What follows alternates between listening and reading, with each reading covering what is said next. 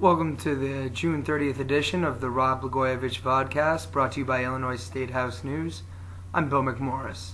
Well, we've all read it somewhere, but today we got to hear it for the first time in open court. Blagojevich's most infamous soundbite. It's so good, it's effing golden. I told my nephew Alex, he just turned 26 today. I said, Alex, I called him for his birthday, and I said, it's just too bad you're not 4 years older, because I could have given you a U.S. Senate seat for your birthday. Yeah. You know what I mean? Yeah. I mean, I've got this thing, and it's fucking golden. Right. And I'm just not giving it up for fucking nothing. I'm not going to do it. And I can always use it, and fucking parachute me there. I talked to Fred about that. You know, there's life after that if I do it. What Fred said. Yeah, you have to say you're not going to run again. But then you set yourself up, and there's life after that. You can be viable. See, we have to operate off that assumption. Look, we talked about this, several times, but there's nothing I could have done about Obama. Nothing, right? Other than, like you say, keep him from speaking at the convention, which is not anything that ever crossed my mind at all. It never does, huh? Yeah, I think there's literally... I mean, you got this historic fucking demigod. He's a demigod now. At least for now. You follow me? Yeah, and they fall the hardest, but you're right. At least for now, he is.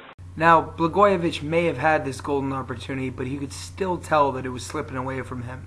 And when that happened, he placed the blame squarely on the shoulders of the rising star of President-elect Barack Obama. And he was not shy about sharing these feelings either. And, the Clintons couldn't stop it. But there's nothing I could have done. The timing, nothing. Just nothing, right?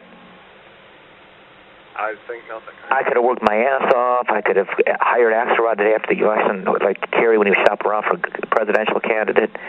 Okay? We could have gone out of our way and started establishing that, try to preempt Obama in Illinois from doing anything. That wouldn't have scared him off. It's just one more white guy in Iowa. Right? I think that's right. So what do we do with this now? I mean, look, somehow we got to, when I say we, I mean me, but I mean certainly you. Figure out a way how it works for you too and how I can help. But how do you turn this into you got to take a bad thing? Look, I'm better off with this guy winning than McCain. And if he'd have lost, look, my upward mobility, doesn't look so great right now. But it's a funny business. That's all. And maybe there is no upward mobility, but how much more can you do than being governor, right? The man on the line with Blagojevich is former Deputy Governor Doug Schofield. Now, Schofield has provided some of the most damaging testimony and narrated some of the most damning videotapes that we will hear throughout the entire Blagojevich trial. But he did get caught by the defense on one thing.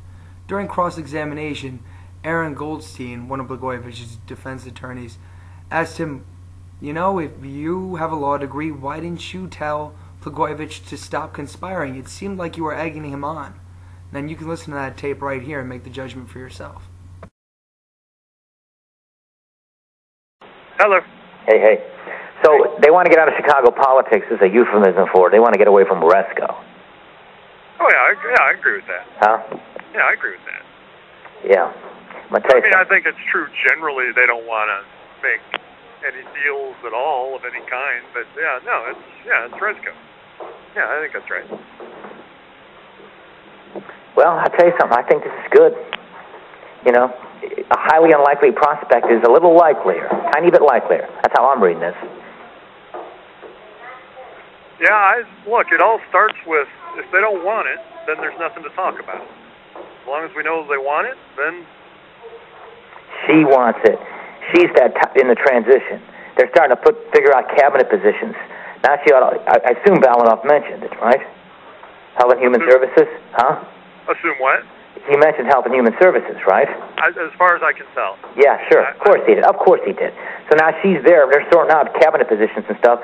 If you're her and you really want to be a U.S. Senator, and you've been told you can be that if he gets this, you're holding this one back. I think so, and she's a player. She's one of the co-chairs. She's one of the co-chairs. She's driving it. That'd be like Lon wanting to be a senator, and then him holding back on some of these things before he comes to me and, whatever he does. You know what I'm saying? Yeah, I agree. Schofield tried to distance himself from the tapes which were played before the court, saying that he did not mean any of those words. He was merely trying to placate the governor.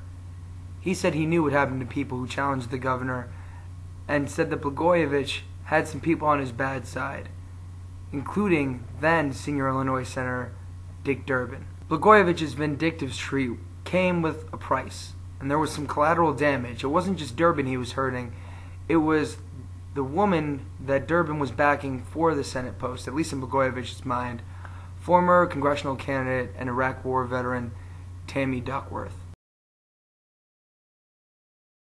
And I'll tell you who has no chance is Tammy Duckworth. She has no chance. Okay. But not because of her, but because of who wants her. Why the fuck would I make Durbin's candidate or Rahm's candidate? You know what I'm saying? Is she still Durbin's candidate? Yeah, he wants to see me tomorrow afternoon, Durbin. You know that? Well, yeah, he'll make us sort of. We need somebody for veto session play. I'm not going to meet with him. I'm going to be unavailable. Well, look, I think if you can come to an agreement, it's great to do it before veto session, but you shouldn't be rushed. An agreement with who? No one talking, you know what I'm saying? Yeah, well, that's true. The only agreement is with, look, the only person who's worth doing because they can offer something and it's worthwhile and there's benefit is Valerie.